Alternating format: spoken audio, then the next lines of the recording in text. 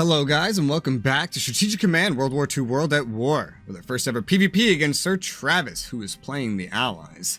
In the last episode, we moved into September 26, 1941. There is a mass retreat on the Soviet lines that we are going to be tackling today. And we also have discovered some interesting things. So Iraq, unfortunately, has surrendered. We can see the remnants of it over here. It has surrendered. It has given up. He got 2 units next to it. Don't know if he knew that that would work, but it did work. If it didn't, well, shit, this one would have been fucked. But we got way more profit from it than we put into it, and we forced him to sail another unit over here. Huge profit, huge win. Unfortunately, Ethiopia is running out of supply. There's really nothing I can do to save it, so we are going to lose that sometime soon. We did continue our offensive, wiping out an enemy British army that was next to Al Alamein. And we are preparing with a newly arrived Messi HQ, a dual Messi Gazoni advance into the desert to try to flank around the enemy front lines, which have been collapsing and will likely be retreated to the river sometime soon. Not necessarily because I think we need to, but because it will allow our HQs to flexibly utilize our units, especially with the incoming 2 more core reinforcements, more effectively. And because if Ethiopia is about to fall, that means all this stuff right here, plus stuff that was over here, if it's not already going up north, we could cut it off before it could operate, before it could run. Who knows? Either way, he might leave Cairo undefended from this kind of advance. We would need at least 2 HQs to try it. It's better than sitting around doing nothing when we don't have to worry about Tunis and Algeria, which he'd have to navally invade. And the only thing he's really gotten past me here are some ships. I think entirely submarines, just 2 submarines. I think there's one over here that I can't see. We saw some movement. We ran into one over here before. And there's this one that I did 3 damage to. We are still here. He probably knows we are. And we are waiting for him to try to sail anything else through. Unless he invades from the west, we would see any invasion coming. America's not yet in the war. And they are not dangerously close to being in the war, so it's not a big concern yet. As for national morale, the Japanese morale is continuing to take hits. It went from a high of like 95%, it's down to 92% now from the oil embargo, but it's not affecting our MPPs, and that was kind of part of my strategy. So I still have the income since I have the DEI, even if the embargo is not too great on my national morale. Don't know how it's bad on my national morale anyway if I already own the DEI, but it's just the game's way of forcing you to try to get America in the war early. But we can survive it, because right now we're just fighting China anyway, and China's MPP, or their morale, is down to 68%. He did some damage to one of our cores. It's very AI tactic-y, because I feel like he should know he can't hold this. I don't know why he's even staying. I think he's just playing like an AI. He does sometimes do that. I've noticed he plays like an AI, trying to deal as much damage in the short term and not really thinking about the long term. I think it has something to do with his own player morale. Regardless, we've done some research with Germany is ready. Looking at this front, he has retreated in mass with so many things. I didn't expect him to do that. I think he wanted to go defend like a new line like Stalino with the mines, because he was getting surrounded everywhere at this point. I had broken through in this region. I was killing units that he had on the other side of the river. I had already put him in a position where retreating made sense, and he didn't do it until like right now. So it was very confusing, and I don't really understand what triggered him to do it now when nothing new has really happened. Whatever has been happening for quite a long time now, a couple turns. But he finally broke and retreated, except from Kherson, because he wants to hold on to Crimea. I had retreated the 2nd Romanian Army to get it reinforced because I wanted to min-max. Well, I wanted to sustain holding over here, essentially. He's also retreated from down here by Gomel. Literally, look at this, just handing Gomel to us if I'm willing to step on it, and I am. I don't know what, this isn't a new defensive line. It can't be. It can't be, right? Oh god, it might be. Because why else would he stop right here? Oh, it's a forest. Huh, okay, he might just be stuck and he doesn't want to abandon the army, and maybe he didn't force march. I don't even know if he knows how to force march. I feel like he knows how to force march. He's got a core right here in the woods that's surrounded. Don't know why he has this here. It's in a marsh, actually. I don't know why he put this here. It seems silly. He's reinforced his front lines up here, which I fully expected. That we had hurt them pretty bad, so that must have cost a lot of Soviet MPPs. One thing I observed is I don't remember how much MPPs we were raiding, or if we could even raid on this turn getting this here. But if this got right here, that means it had to probably start from around here or something. It didn't do any raiding, which means he might not be sent. Well, maybe it did. I didn't pay too close of attention. I can't see those reports. Actually, wait, there may be a graph. Raiders. Soviets. Sub-losses, convoy lanes. Would it count as Soviet or UK? That's a really good question. Surface fleet losses. Convoy lanes. Surface fleet losses? Don't you mean sub-losses? I guess the rating might be like in how much we inflict, not how much we take. But these graphs still seem strangely incorrect and incoherent. But yeah, unfortunately, I don't think we can get a recap of that. Regardless, I don't think he had a lot here. I know we did some raiding. I know we took like 14 MPPs from something that we raided.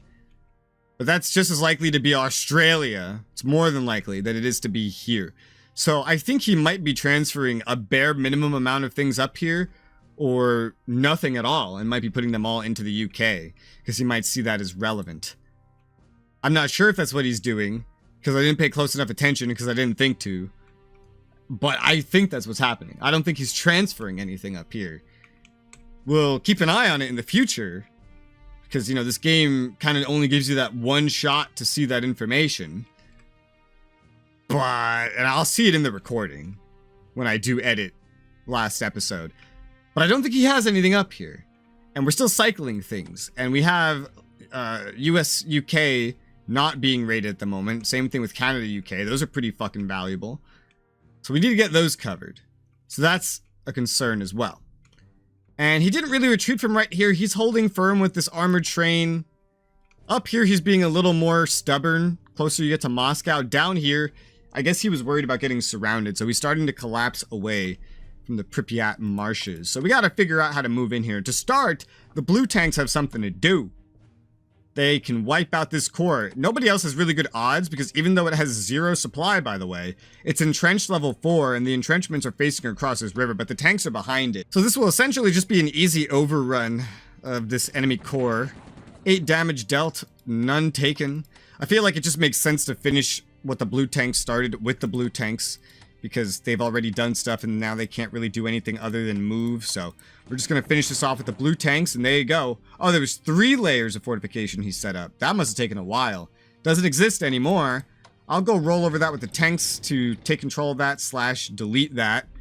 Kinda. Our limited HQs are really going to need to push up now. He's also abandoned his fortifications over here. This core has retreated, which solves a problem that I was having.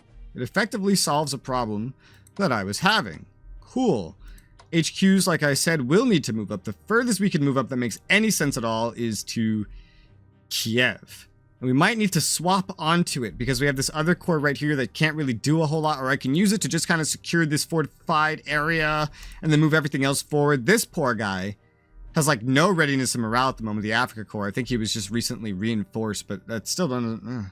He's probably also not attached to an HQ. We don't have enough HQs fucking anywhere, but especially down here. We don't have enough German HQs, more specifically. Now we have very little options for bombing. None in some cases with these current ranges. And we don't have enough supply because we're not on any towns, or we're not attached to any points to really do anything about that. We can at least bomb this far with this unit. So once the game stops interrupting me like a piece of shit, I will bomb this unit. There you go. Let's bomb this retreating core. He has no fighters to run coverage, so we dealt a good 3 damage just like that. That's really good. All right, then tell you what. Yeah, we're going to move this up just for right now. What does partisans look like? That is a partisan point. We're going to have to cover a couple things soon.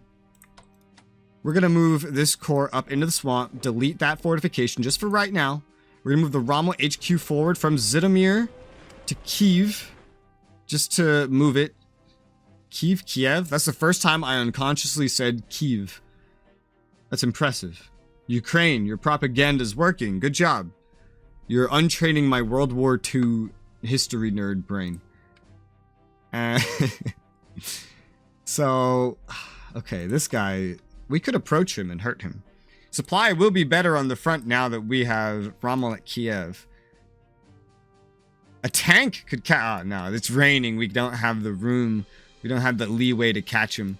This guy that has 2 supply and won't be getting much more at this rate could potentially go on the assault, but I think I'll wait on that until I better know what the hell, how anything is going to be going. I think that it makes a hell of a lot of sense to take the Hungarian HQ and move it forward onto Dnepropetrovsk. I hate these names. I'm going to move it forward and take that city with that unit. There's a lot of units that could use some reinforcing or some other crap like that around here. And there's some need for recon in this region. Because we don't know if he has anything on Stalino, for example. We don't know if he has anything past Kharkov. The Slovakian Corps is what I feel I would want to use for that purpose, if anything. Not a lot of bombing options, even over here with the medium bombers, which are in supply and actually attached to an HQ. Not without upgrading. Anyway, Kherson is important to take. He has 3 entrenchment there. It is unfortunately raining, so I'm not sure how much I want to push that. We'll at least take the one that is not experienced yet. And we're going to send them in first, because any loss off of them isn't as insane. We dealt 1 damage without expecting to do anything. Entrenchment isn't touched, maybe because these are medium and not tactical bombers, but readiness morale's hurt. We went from odds that would have us losing 1 off this Romanian army and dealing 2 to losing none and dealing 4. So we'll try another medium bombing, try to weaken them as much as we can, because it's either that or we use elite reinforcements. I'm sure I could use that money elsewhere this turn, given how, just given the availability of things right now. This tactical bomber, I'm just going to move this on to Zhytomyr so it'll be on a town and be supplied no matter what. So we can get a long range upgrade or bomb this some more. I doubt it'll be in range at that point. This guy needs to find somewhere, probably Cherkasy, to move to, which limits what we can actually do here. Hungarians are definitely, well, some of them are definitely going to be moving forward. I just don't know which ones yet. Let's keep looking at Kherson. First army against the army at Kherson, the corps at Kherson. Yeah, the odds haven't improved very much, but they're probably still a little bit better. 3 damage dealt, none taken. Well, that's still something. That is still something. We don't want to move down here because he definitely has stuff at Sevastopol, but we could move to surround him a little bit better and get that recon on Sevastopol. And how does supply spread down here? It spreads well. It spreads okay. Yeah. Spreads at least as well as your mom's legs. I don't know who you is. It's just I thought of it and I had to say it. So, Second Army, Romanians. We're going to reinforce them. That was the whole point of putting them over here to begin with. This unupgraded army has a surprisingly good chance of dealing some damage from a prepared attack across the river, but it's not exactly that important to me to do that. It is September. Next turn will be October. We're getting closer and closer to the winter. I'm sure we're going to have some mud here next turn since it's raining as well. And we are recovering sort of from a pretty large offensive. So I have to think in a kind of recovering standing here. So what we're going to do is I'm going to move the Slovakians. They're going to move down to this road.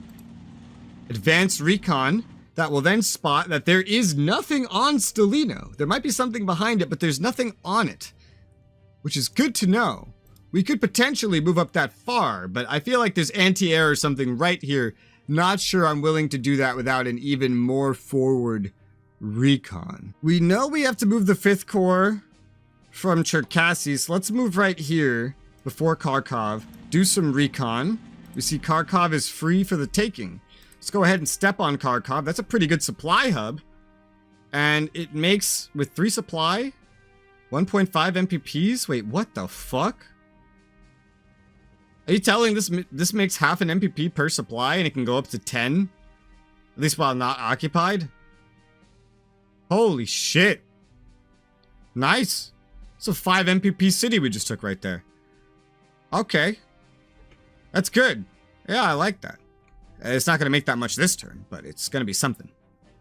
These tactical bombers, like I said, they need to kind of move on to a city. The closest one available is going to be Cherkasy because the HQs can't keep up with all these bombers. So we'll move them onto Cherkasy for right now. No partisans are of utmost concern this instant. Not this instant. Honestly, what probably needs to happen more is that Von Bach needs to move up to Cherkasy at this point, not the bombers. Unfortunately, there's just not enough cities over here to base out of, realistically. I don't really know where to put this thing. There's nothing great one way or another, sadly. I guess this side of the river is still the safest, so we'll just go right there for now. Move you up to Cherkasy. We can still get something done here by moving a fighter, for example, onto Uman. Tackle bomber is kind of out of range of that right now. What's supply gonna look like over here now? Yeah, you could sit here or up here, doesn't really matter. I'd rather have a fighter on a city than a bomber realistically, because then they have more chance of not being attached, but it would matter less. Our coverage range is still fine. The Romanian fighter can easily be attached because the Romanians don't have as much to worry about. Annoyingly, the Germans are attaching Hungarians before they're attaching their own fucking aircraft, and I found the controls of manual to be abhorrent, if that's the correct word. Terrible, in fact.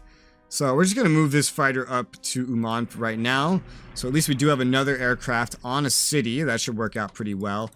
These medium bombers could probably do with just moving up at this point. They don't have to be behind this river. It's not the front anymore. So we're going to go ahead and move you up one, move you up just here, because about as far as you can get anyway. And so that's good. I would kind of be tempted to go to try to snatch Stalino, but I'd rather just have the Hungarians reinforce after putting some thought into it. So we're going to do that. We're going to get the second Hungarian army. We're going to have them go assist the Romanians for a turn or so. Go ahead, get 5 damage in from behind. Wow, I didn't expect it to be that effective, but that's infantry weapons at work for you. That is infantry weapons at work. So well, this guy here, you could be upgraded fully now. So let's go ahead and upgrade you.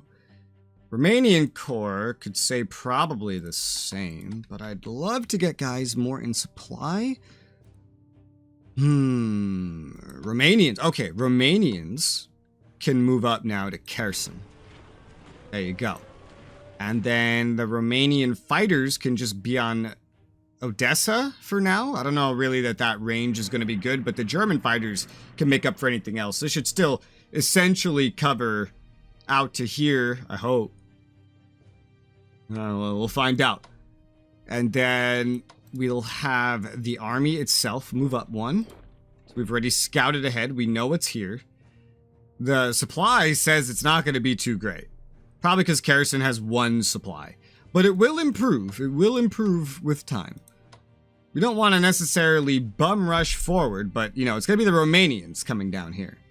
It's going to be the Romanians. So Melitopol still needs to be held, so I guess you can just stay there. Nothing's slipping past this unit. It's not possible without an amphibious landing, and even then, there'd be so much zone of control here, it's just impossible to really get here without some sort of concentrated effort. So that's not really any concern of mine. The fighters, the planes, they're all well placed. We do want to be careful pushing this way. We got to think about supply, right? So Romanians are going to go down here. Hungarians are going to go towards Rostov, Stalino, and just this area right here. The Germans, I'm not really too sure what the Germans are doing yet. I want to have them go up towards Gomel and link up with the main force to make one big force, right? And I think that could stretch, because we're stretched thin up here as well, from maybe like up here to down here.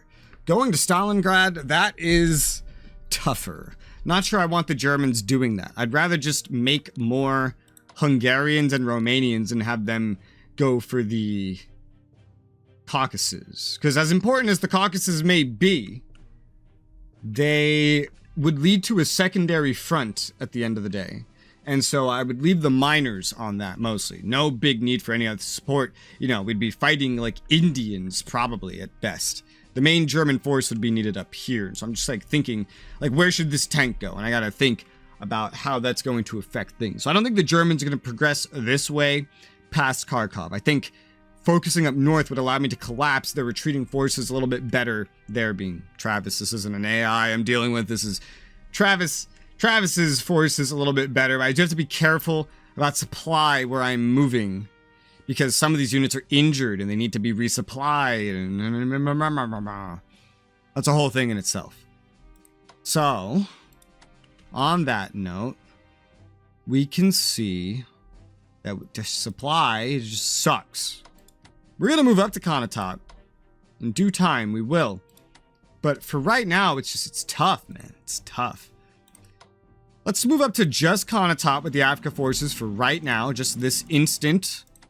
And I can move across the river and try to, like, cut off this army. Supply would be a little stretched thin. It is possible, though. You can't upgrade right now, so I mean, fuck it. Just move forward. Get a blitz attack in. Even if we take 1 damage, it's a ratio I'm willing to deal with. I could go past Konglomerat, keep chasing this guy.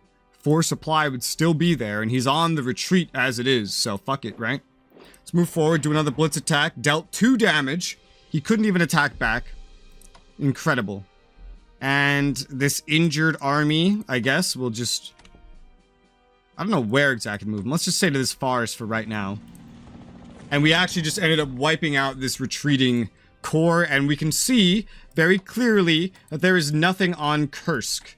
There might be something next to Kursk, but there's nothing on Kursk. But again, I think, like I pointed out last episode, I believe, he committed all of his forces to this one defense. And I told you, the moment we could break through it, we would break through it. And down here, we really have broken through it. Now that he's abandoned his fortifications, it's just like chasing him down, dealing as much damage as possible where possible, which is mainly right here, where the Germans are going.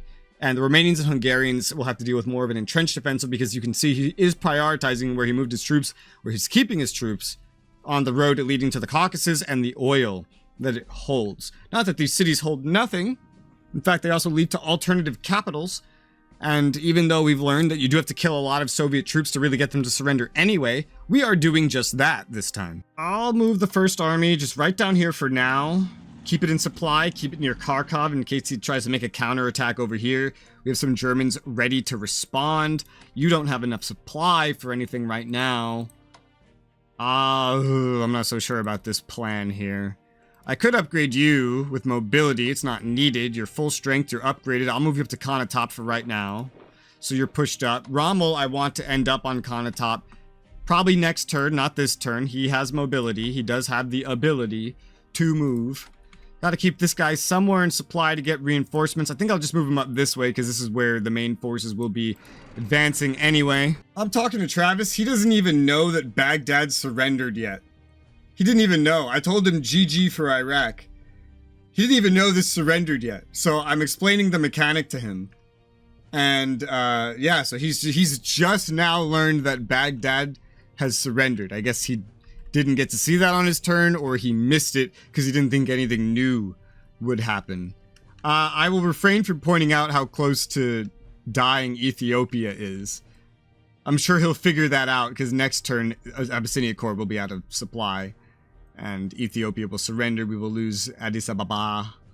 This will be the only valuable thing we have left, and it's just going to be garrisons. But yeah, he knows now. That should help his morale. I'm trying really hard to keep his morale up, because in every other series he plays in, when his morale gets low, all I have to do is say, yeah, well, shit, I'm winning, even if I don't believe it, and he'll surrender.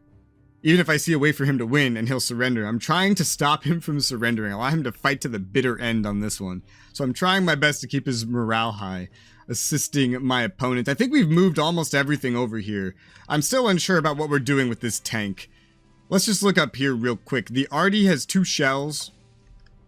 Not sure how much I really want to exploit that. I don't know if we get more shells upon hitting end turn. So for defensive purposes, let's just go max... Reinforce, no offensive this turn.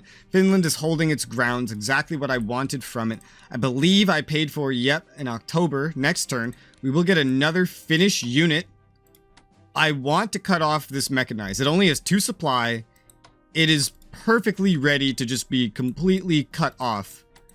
The easiest way to do this would be to move up right here. With the Helsinki Corps. And, you know, I could definitely wipe out by doing that movement, a mechanized Soviet force. It's possible with the combination of these two cores. And then at that point, the amount of cores I'd have available would be quite crazy, especially because do I have another garrison coming? No, I think I was thinking about getting a garrison up here for sure though. But the Finns are being built up by German money and we could do it. This army, it's not mobilized. It doesn't have mobilization. It can't get around like this that quickly. So anything is possible, like cutting off this guy. He made a mistake by moving off of there. So let's maybe try and take advantage of it. That might involve using both of these because this one's not upgraded with mobility. The mobility is probably what's coming in handy here a little bit. Like if we had mobility, we might be able to make it there, but we don't. So yeah, and then we'd be able to move this down and then we'd have 2 more cores to do whatever with, be sending it up here or something else. Finland can have another HQ, so those 2 cores could kind of splinter off later. I think I'm more inclined to get more units on the front with Romania and Hungary before anything else. We're down to 361 MPPs. We're doing full research. An army with full upgrades, maybe not mobility, would cost 329 for each of them because they don't get any special bonuses or anything. Not to mention there are Hungarian tanks that we can get, and that could be really useful in itself. Of course, without mobility, because that's really hard to afford. We don't quite know that we can even afford that yet. Let's just focus on what's in front of us. We're going to move the Helsinki Corps up. We're going to move the Suomussalmi Corps south. I still love being able to say that. This guy's surrounded now. Whether I attack now or I wait, we should see some success because one way or another, he's surrounded. He's going to take attrition damage next turn. He's not going to be able to break out. And when he has 0 supply, he's going to be even easier to kill. If he moves this unit, he'll break entrenchment and he can't get it that far. So I think we're safe to maybe actually just not attack and not take any losses. Because taking no losses right now means I won't need to reinforce any losses later. That extra core will spawn next turn as well in case I desperately need a defense right there. So yeah, that's pretty good. Let's go ahead and take this tank as well. And we're going to move it up towards Kursk. Doesn't need elite reinforcements. Just up towards Kursk. We can see there is nothing defending Kursk. Nothing at all. He's not guarding this whatsoever. So we're still in bare minimum supply. It's fine for now. Probably Rommel to Konotop and Von Bach to Kharkov, maybe up to Kursk eventually, makes the most sense for the German front line. Von Bach might be one of those leaders that, like, I need to still get him replaced. Do we have any 8s and 9s? Yeah, we do. But it's a matter of, well, do I want to replace a 7 HQ to get a 9 or an 8? And an 8, I don't know. Or do I want to pay money to get a unit, as you saw? Not to mention other things need to be reinforced back here for the defense of Italy, which will become more relevant as time goes on. I will go ahead and I will use the rockets on London. And we've dealt 2 damage. Use the rockets on Cherbourg, or what? No, from Cherbourg onto Portsmouth. That's obligatory at that point. And that's all we really have time for this episode. So I'm going to call it here. And we're going to have to continue this on the next one. Still quite a ways to go with this turn. For now, though, thank you guys very much for watching, and I'll see you on the next one.